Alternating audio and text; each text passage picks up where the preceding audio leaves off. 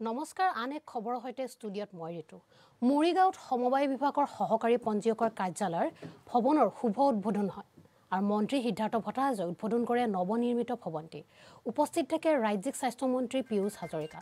লগতে মৰিগাঁৱৰ বিধায়ক ৰমাকান্ত দেউৰী সমবায় বিভাগৰ বাৰ্ষিক পৰিকল্পনাৰ ধনেৰে নিৰ্মাণ হৈছে কাৰ্যালয় গৃহটো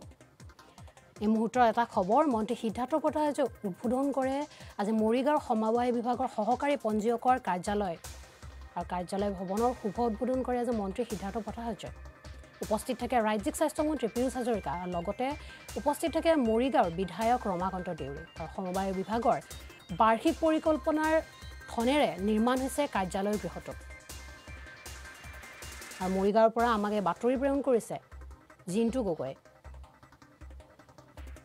মৰিগাঁৱৰ সমবায় বিভাগৰ সহকাৰী পঞ্জীয়কৰ কাৰ্যালয় ভৱনৰ শুভ উদ্বোধন কৰে আজি মন্ত্ৰী সিদ্ধাৰ্থ ভট্টাচাৰ্যই উপস্থিত থাকে ৰাজ্যিক স্বাস্থ্য মন্ত্ৰী পীয়ুষ হাজৰিকা লগতে মৰিগাঁৱৰ বিধায়ক ৰমাকান্ত দেউৰী উপস্থিত থাকে আৰু সমবায় বিভাগৰ বাৰ্ষিক পৰিকল্পনাৰ ধনেৰে নিৰ্মাণ হৈছে কাৰ্যালয় গৃহটো আৰু এই মুহূৰ্তত মন্ত্ৰী সিদ্ধাৰ্থ ভট্টাচাৰ্যৰ ভাষ্য আমি ইছান নিউজৰ দৰ্শকসকলক শুনাবলৈ বিচাৰিছোঁ মৰিগাঁও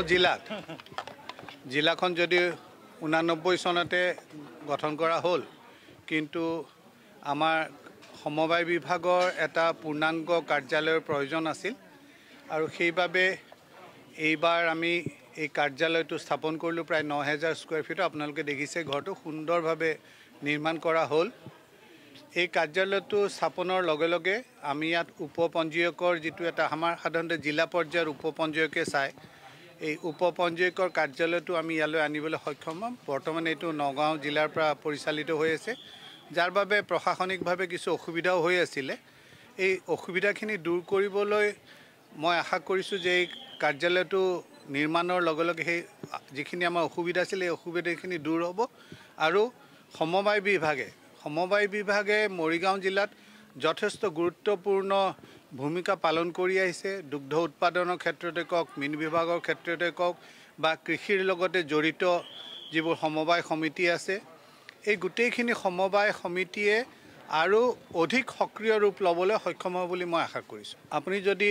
অসমৰ নিৰ্বাচনী ইতিহাস চায় তেতিয়ালৈ দেখিব যে প্ৰত্যেক বিধানসভা নিৰ্বাচন আগতেই এনেকুৱা বিভিন্ন ৰাজনৈতিক দল বা ৰাজনৈতিক সংগঠনৰ আবিৰ্ভাৱ হয় আৰু এইটো কোনো অগতানুগতিক কথা নহয় আগতেও হৈছে 2016 চনৰ নিৰ্বাচনতো হৈছিল তাৰ আগৰ নিৰ্বাচনতো হৈছিল এইবাৰো হৈছে ভাৰতীয় জনতা পাৰ্টিয়ে অসমত সাংগঠনিকভাৱে বা চৰকাৰখনে ৰাইজৰ মাজলৈ যাবলৈ সক্ষম হৈছে আমি ৰাইজক যিখিনি প্ৰতিশ্ৰুতি দিছিল সেই প্ৰতিশ্ৰুতি আমি ৰাখিবলৈ সক্ষম হৈছোঁ তাৰ এটা জ্বলন্ত প্ৰমাণ হৈছে আজি এই কাৰ্যালয়টোৱে এনেকুৱা সমগ্ৰ অসমতে যি উন্নয়নমূলক কাম-কাজ এই চৰকাৰখনে কৰিছে মই আশা কৰোঁ যে এই উন্নয়নমূলক কাম-কাজ চায়ে ৰাইজে পুনৰবাৰ এইবাৰতকৈ আৰু অধিক শক্তিশালী কৰি ভাৰতীয় জনতা পাৰ্টিক ক্ষমতালৈ আনিব